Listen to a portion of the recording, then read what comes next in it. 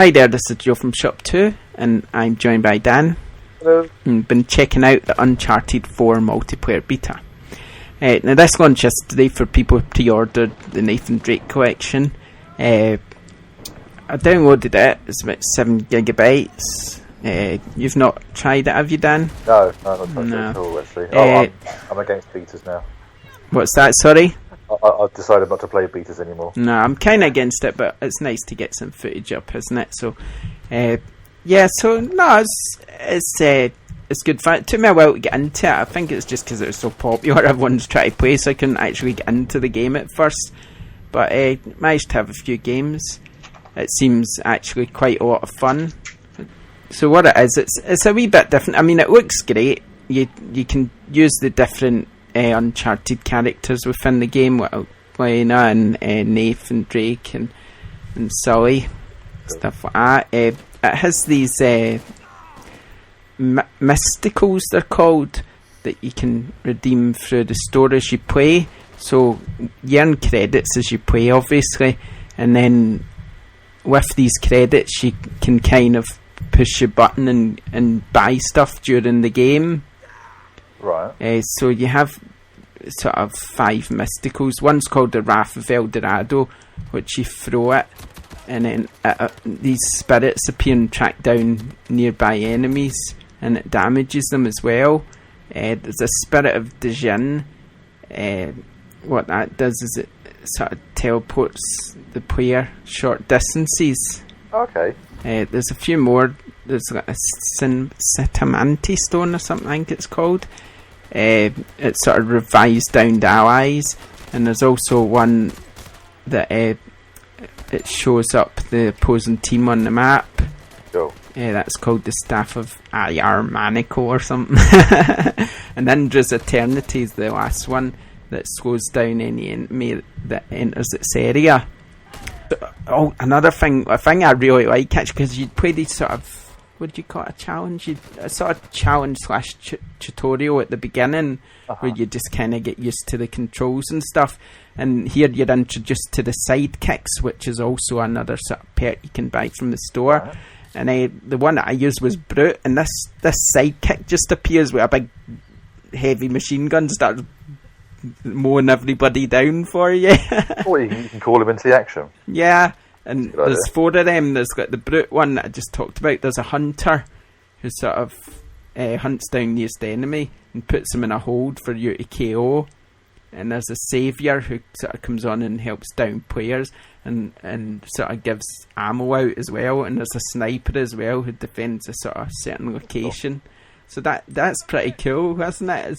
It's a bit different, isn't it? Yeah, I mean, now I'm going to throw a direct comparison for. I mean, I've only played massive, it's only a beat at the moment, but how are you finding it when you're playing games like Battlefront? Well, it's just completely different. Is it really? Yeah, because it's a third-person shooter, isn't it? So is Battlefront. Really? I play that in first person. Okay, right. You can play it in third. I never knew you could, because I don't play it in third, I play it in first. Okay. I was wondering how it compared, because obviously it's going to be, a lot of people can be looking at the games like this and trying to work out, well, Battlefront's all multiplayer, whereas Uncharted is both multiplayer and single player. Yeah, I mean, Uncharted, to be fair, has always been pretty strong for multiplayer. It's always something people have really enjoyed, especially in Uncharted 2. Yeah. And I think they're just taking it to the next level with this. It looks like they've put a lot of hard work into it, and from what I've played of it, it's actually quite a lot of fun. I mean, I've not played tons and tons, but I quite like certain aspects to it, like the fact you've got your sort of grapple and you can swing over gaps and stuff, and like you can get down these wee sort of hidey holes and you sort of slide along, and if you don't jump at the right time you'll fall down in the ground to your death, but if you jump at the right time you can sort of get across and then behind their team and stuff. But I mean, so it's adding in the sort of Uncharted aspects that you would get in the first single player game into the multiplayer, which is kind of what you want.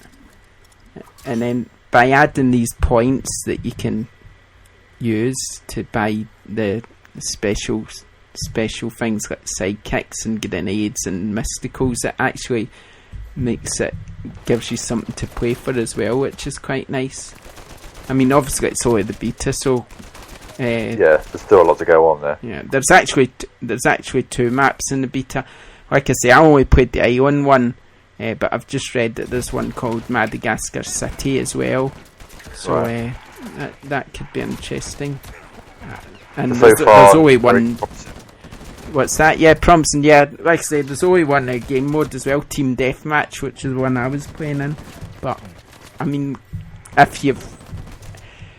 there's no doubt going to be a lot more game modes by the time the game comes out. Yeah. But yeah, I mean, so far so good. I mean, this is only early impressions, really. I mean, I barely played it. Played about 2-3 matches or something. Right. But from what I've played, it's quite enjoyable, I'd say. So, you're a big Uncharted fan, so I'm guessing you're quite excited about the whole thing anyway. Yeah, I'm excited. I mean, I'm more excited about single player than the multiplayer, to be honest. But I still think it's going to be good. So yeah, sure. Check it out if you've got Nathan Drake Collection. And if not, don't forget you can always order it from ShopTo, and you can also order Uncharted 4 from ShopTo.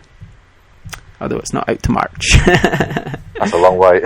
Yeah, it's a bit of a wait. Shame, really. Can't wait though. Okay, thanks for joining us. We'll see you next time. Bye. Bye.